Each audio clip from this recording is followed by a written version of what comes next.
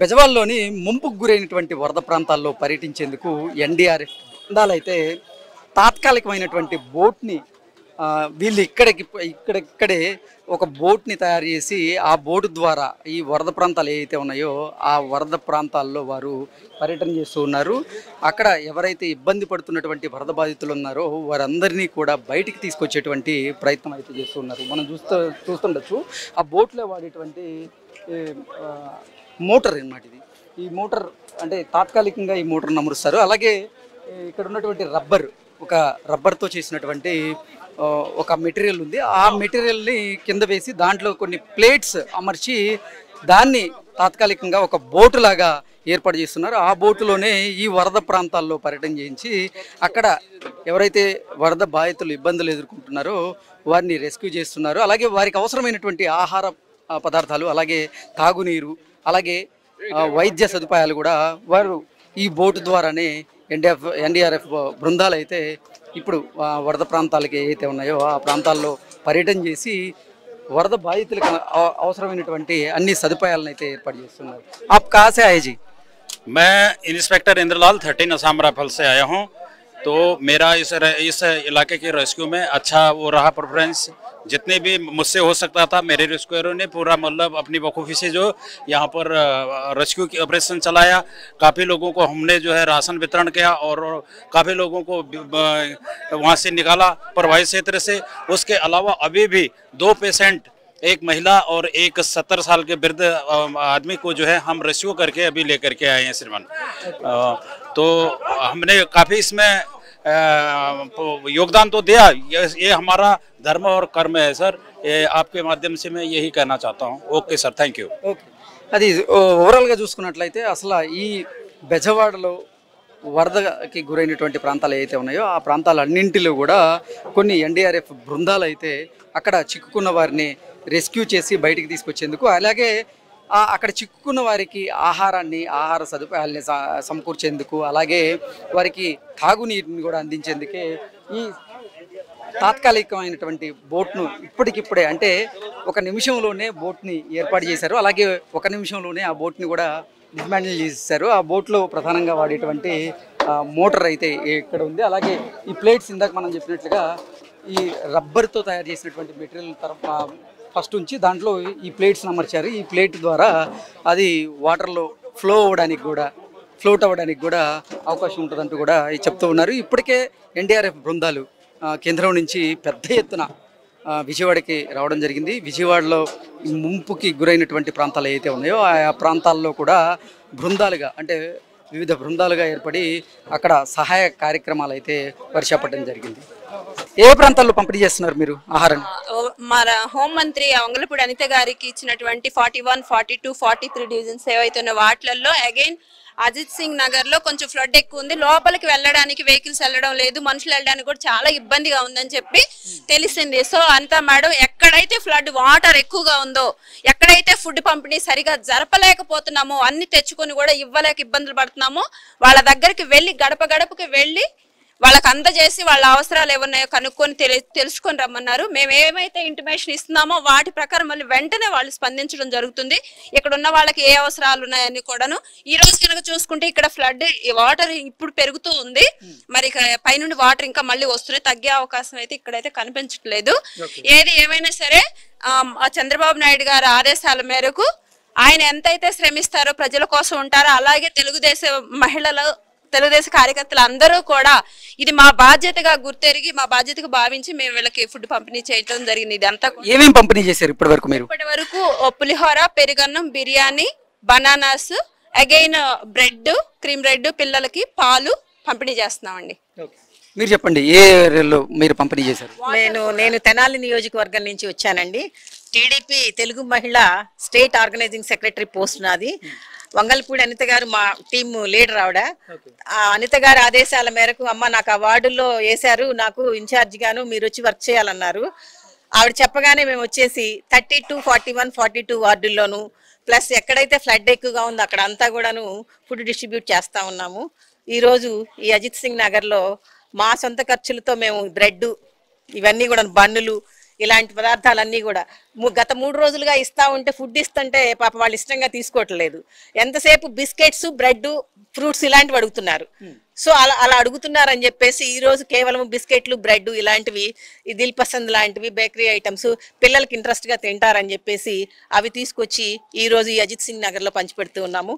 ఉదయం నుంచి కూడా మేము పాల ప్యాకెట్లు, బిస్కెట్ ప్యాకెట్లు అన్నీ కూడాను 41, 42, 32 ఈ వార్డులన్నీ కూడాను తిరిగి అన్నీ కూడాను పంచిపెట్టడం జరిగింది. చంద్రబాబు నాయుడు గారి అడుగుజాడల్లో నడవాలని చెప్పేసి మేము ఆయన మాకు రోల్ మోడలు. చంద్రబాబు నాయుడు గారు ఆ వయసులో కూడా ఆయన మరి ఎంతో యువకుడు లాగా ఆయన చేస్తూ ఉంటే, వర్క్ చేస్తూ ఉంటే మేము ఈ మాత్రం ఏదో ఉడతా భక్తి సాయం అంటారు కదా, ఆ రకంగా మేము ఈ వరదలో మరి బాబు గారికి తోడుగా మరి మా అనితా మేడంకి కానీ, మా తెనాలి నియోజకవర్గ ఇన్ఛార్జ్ అయినటువంటి మా ఆలపాటి రాజేంద్ర ప్రసాద్ గారికి కానీ అందరికీ కూడాను చేదోడు వాదోడుగా ఉండే విధంగా మరి ఫుడ్ పండించేయడం జరుగుతుంది. Thank you. బెజవాడలోని కొన్ని ప్రాంతాలను వరద నీరు ముంచెత్తున్నటువంటి నేపథ్యంలో ఆంధ్రప్రదేశ్ ప్రభుత్వంతో పాటుగా తెలుగుదేశం పార్టీకి చెందినటువంటి కొంతమంది మహిళానేతలు కూడా వరద ప్రాంతాల్లో పర్యటిస్తూ వారు ఇక్కడ ఉన్నటువంటి ఎంతోమంది వరద బాధితులకి ఆహారాన్ని కూడా సరఫరా చేస్తూ ఉన్నారు. కొంతమంది తెలుగుదేశం పార్టీకి సంబంధించినటువంటి మహిళా నేతలు మనతో ఉన్నారు, వారితో మాట్లాడేటువంటి ప్రయత్నం అయితే చేద్దాం. హాయ్ అండి. హాయ్ అండి. ఏ ప్రాంతాల్లో మీరు పర్యటిస్తూ ఉన్నారు? ఇప్పటికీ ఎంతమందికి మీరు ఆహార సరఫరా చేశారండి? మేము భవానీపురంలో 40 డివిజన్, 41 డివిజన్, 42 డివిజన్ లో చేసామండి. అలాగే ఇప్పుడు సింగనగర్ వచ్చాము. మేము 5 రోజుల నుంచి చేస్తున్నామండి. ఎందుకంటే మేము ప్రతి చోట ఎక్కడైతే నీడీ పీపుల్ ఉన్నారో ఆ ప్రదేశాలన్నిటికీ వెళ్ళి వాళ్ళకి పాలు, బిస్కెట్స్, అరటి పళ్ళు, ఆహారం అన్నీ అందిస్తున్నాము. చాలా వరకు పబ్లిక్ చాలా సాటిస్ఫాక్షన్ గా ఉన్నారు. మేము వెళ్ళిన ప్రతి చోట కూడా ఈసారి చంద్రబాబు నాయుడు గారు చాలా ప్రత్యేకమైన శ్రద్ధ తీసుకుని, అసలు ఎప్పుడు ఆయన ఏదైనా ఒక ప్రకృతి విపత్తు వస్తే ప్రజల పక్షాన ఉండి ఆయన అసలు ప్రజలకు ఆ కష్టం తీరే వరకు నిద్రపోరమ్మా. ఈసారి అసలు ఆయన మోకాల్లో నీళ్ళ వరకు దిగి ప్రతి ఇంటికి రాత్రి 2 గంటల సమయంలో వరద ప్రాంతాలు ఏవైతే ఉన్నాయో ఆ ప్రాంతాల్లో పర్యటిస్తూ వారికి భరోసానిస్తూ వారికి ఆహారం అందుతుందా లేదా అంటే మేమున్నానమ్మా, ధైర్యంగా ఉన్నాను, నేనున్నానమ్మా, ధైర్యంగా ఉన్నానని ఆయన ఎంతో భద్రతని, భరోసాని ఇచ్చారు. వాళ్ళందరూ చాలా చాలా హ్యాపీగా ఫీల్ అయ్యారండి. అంటే ఇది ప్రకృతి విపత్తు, దీనికి మనం ఏం చేయలేమమ్మా. కానీ ప్రభుత్వం మాత్రం చాలా వెంటనే సహాయక చర్యలు తీసుకుని నిమిషాల మీద ప్రతి ఒక్కళ్ళ ప్రభుత్వ యంత్రాంగం అంతా వచ్చి చంద్రబాబు నాయుడు గారితో సహా మంత్రులు, ఎమ్మెల్యేలు అందరూ వచ్చి ఇక్కడ ఉండి మాకు ఎన్నో రకాలుగా ప్రతిదీ కూడా ఇప్పుడు కరెంట్ రాలేదని ఆయన ఎన్నోసార్లు చెప్తున్నారంట. అమ్మ త్వరలోనే మీకు కరెంట్ ఇస్తామని దానికి కూడా ఆయన మాకు చెప్తున్నారు. మంచినీళ్ళకి అసలు లోటే లేకుండా చేశారమ్మా. ఎంత అడిగితే అంత వాటర్ ఇస్తున్నారు. ఎందుకంటే ముఖ్యంగా మెయిన్ కావాల్సింది మంచినీళ్ళు. మంచినీళ్ళు మాత్రం కొన్ని లక్షల బాటిల్స్ వచ్చేసియండి. ఆ బాటిల్స్ కేసులు ఇచ్చేస్తున్నాం. అట్లా ప్రతి చోట కూడా ప్రజలందరూ కూడా చాలా సాటిస్ఫాక్షన్ గా ఫీల్ అయ్యారు. ఎందుకంటే ముందు ఇచ్చే ఆహారం, ఈ ప్రభుత్వ యంత్రాంగం స్పందించిన తీరు, మంత్రులు స్పందించిన తీరు, ముఖ్యమంత్రి గారు స్పందించిన తీరు, లోకేష్ బాబు గారు స్పందించిన తీరు, ఇవన్నీ చూసి ప్రజలందరూ కూడా ఇంత ప్రకృతి విపత్తు వచ్చినా కూడా వాళ్ళు ఎవరు ఎక్కడ భయపడలేదు, ఎక్కడ ఎవరు బెదరలేదు. అంటే వరద మొదటి రోజు నుంచి మీరు పర్యటిస్తూనే ఉన్నారు. మొదటి రోజు వరద ఉధృతి ఎలా ఉంది, ఈ రోజు ఎలా ఉంది? అసలు మొదటి రోజు అయితే చాలా అనండి, అసలు 10 అడుగులు లోతు వచ్చేసి అన్నారు. సింగునగర్ ఏరియా అంతా కూడా 8 అడుగులు 10 అడుగులు వెళ్ళిపోయినాయి అన్నారండి. ఈవేళ కొంచెం బెటరే. బుడమేరుకి అంత శాంతి ఇచ్చిందంటే ఒక రకంగా చెప్పాలంటే వర్షాలు తగ్గినాయి ఇక్కడ మనకి. బుడమేరు కూడా 3 చోట్ల గండి పడితే రాత్రి నిమ్మల రామానాయుడు గారు, నిన్న పొద్దున లోకేష్ బాబు గారు దేవినేని బాధ్యతలు నారా చంద్రబాబు గారు లోకేష్ గారికి అప్పచెప్పడం, ఆయన కూడా త్వరితగతిన అక్కడ మానిటరింగ్ చేసుకుంటూ ప్రతి వాళ్ళని అలర్ట్ చేస్తా, కలెక్టర్ల దగ్గర నుంచి ప్రతి ప్రభుత్వ యంత్రాంగాన్ని అంతా కూడా అలర్ట్ చేస్తా లోకేష్ బాబు గారు దగ్గరుండి బుడమేరు పడిన గండులు పూడ్చేటట్టుగా చూశారు. నిమ్మల రామానాయుడు గారు అయితే రాత్రి 10ంటికి 11ంటికి వర్షంలో వెళ్ళి అక్కడ చూస్తున్నారు. మొత్తం అంతా చాలా వరకు కొంత తగ్గింది. ఇప్పుడు భవానీపురం ఏరియాలో మళ్ళీ మేము ఇప్పటి వెళ్ళి ఇచ్చొచ్చాం, ఆహారం ఇచ్చొచ్చాం. చాలా చోట్ల తగ్గిపోయింది. వరద బాధితులతో పాటుగా ఇక్కడ ఉన్నటువంటి మూగ జీవాలకు కూడా మీరు ఆహారాన్ని సరఫరా చేస్తారు. అవునండి, మరి మా వరద బాధితులు అంటే మనుషులు అంటే అడుగుతారు, మాకు ఆకలి వేస్తున్నామా, మాకు మంచినీళ్ళు ఇవ్వడమ్మా, పాలు ఇవ్వడమ్మా, పిల్లలకి బిస్కెట్లు ఇవ్వడమ్మా. మూగ జీవాలు ఏం అడుగుతాయండి? అవి ఎలా చూస్తున్నాయి, మేము ఎవరికైనా ఏమైనా ఇస్తా ఉంటే కూడా చూస్తున్నాయి. నిజంగా వాటి మీద కూడా ప్రేమతో ఆ జీవులకి ఎవరిస్తారు, ఏమిస్తారు మూగ జీవులు కానీ వాళ్ళకు కూడా వాటికి కూడా బ్రెడ్ అని, అన్నం ప్యాకెట్లు అని అవి తీసి ఇవ్వటం జరుగుతూ ఉంది. ఒక రకంగా చెప్పాలంటే ఈ ప్రకృతి విపత్తు ఏమో కానండి, ముందు ఈ నీళ్లు ఇవన్నీ చూస్తూ ఉంటే కూడా గత ప్రభుత్వ వైఫల్యం చాలా స్పష్టంగా కనిపిస్తుంది. వైకాపా వాళ్ళు పోయినసారి బుడమేరుని మీద ఇంత కూడా బుడమేరు ఆక్రమణలు ఉన్నాయి. బుడమేరు అదంతా ఒక ఏరు. ఈ ముఖ్యమైన జగన్మోహన్ రెడ్డి గారికి ఏరేంటో నదేంటో తేడా తెలియదు ఆయనకి. బుడమేరు అన్నది ఒక ఏరు, ఒక వాగు. బుడమేరు, రామలేరు, తమ్మిలేరు 3 వాగులు, ఏర్లు. ఆ 3 ఏళ్ళు కొల్లేరులో కలుస్తాయి.